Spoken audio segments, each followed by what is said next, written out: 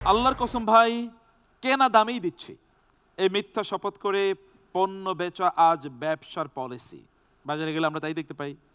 সামান্য লাভের জন্য যারা আল্লাহর নাম বিক্রি করে, আল্লাহর সাথে কৃত অঙ্গীকার এবং নিজেদের শপথ সামান্য মূল্যে বিক্রি করে দেয়, আখেরাতে তাদের জন্য কোন ভয়াবহ শাস্তির কথা বলা হয়েছে। চলুন আমরা অপশনগুলো দেখি। ক, তাদের ব্যবসায় লোকসান হবে। খ, আল্লাহ তাদের সাথে কথা বলবেন না, তাদের দিকে তাকাবেন না।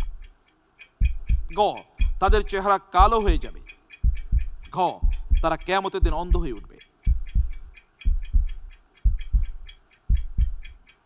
মিথ্যা শপথ, এটা কিন্তু আমরা আজকে চারদিকে বাজারে গেলেই তো তাই দেখতে পাই। আল্লাহর কসম এই দামেই কিনেছে, আল্লাহর কসম আপনাকে আমার খুব ভালো লেগেছে, আপনার কাছে আমি একটু লস করে বিক্রি করছি। এরকম শপথ তো আমরা বাজারে দেখতে পাই, তাই না?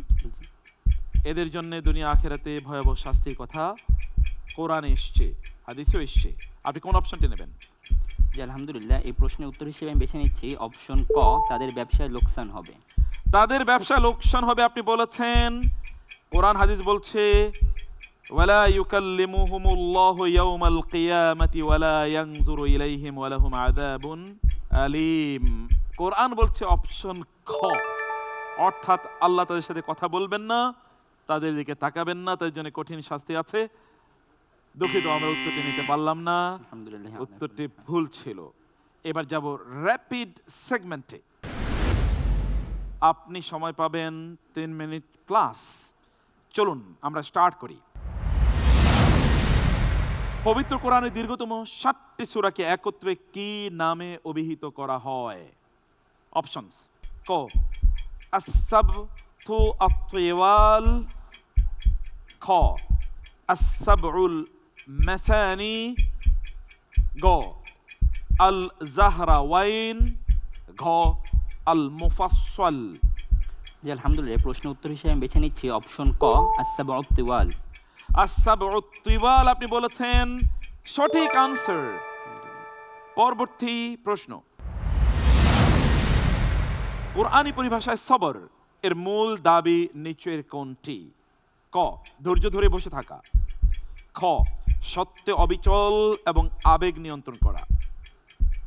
গ, মৌন ব্রত পালন করা।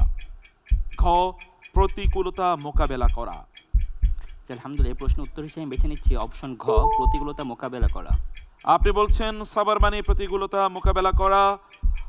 আর যদি আমরা কোরআন এবং সুন্নাহর দিকে তাকাই, তাহলে অর্থ দাঁড়ায় খ, সত্যে অবিচল থাকা এবং আবেগ নিয়ন্ত্রণ করা। আলহামদুলিল্লাহ, কুল্লি হাল। আমরা উত্তরটি নিতে পারলাম না, আমরা পরের প্রশ্নে যাই।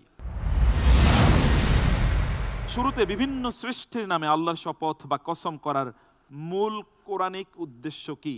ক, ছন্দ কাব্যময়তা। খ, পরবর্তী বার্তার গুরুত্ব। গ, সময় ও প্রাকৃতিক শক্তির উৎস। ঘ, আরবের প্রাচীন প্রথার অনুসরণ। আলহামদুলিল্লাহ, এই প্রশ্নের উত্তর হিসেবে আমি বেছে নিচ্ছি অপশন খ, পরবর্তী বার্তার গুরুত্ব। পরবর্তী বার্তার গুরুত্ব, রাইট আনসার। মাশাআল্লাহ, মুবারক। Next question. হযরত মূসা আলাইহিস সালামের জন্য কোন সমুদ্র অলৌকিকভাবে বিভক্ত হয়ে পড়েছিল? ক, ভূমধ্য সাগর। খ, মৃত সাগর। গ, কাস্পিয়ান সাগর। ঘ, লোহিত সাগর।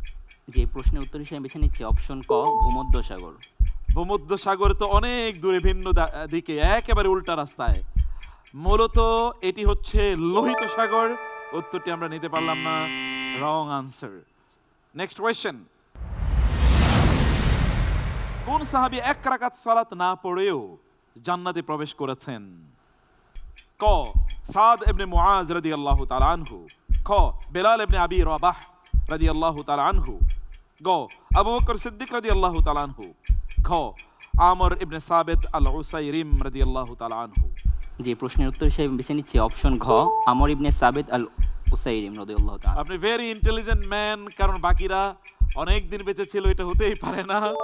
আপনার বুদ্ধিমত্তার প্রশংসা করতে, আই অ্যাপ্রিশিয়েট ইট।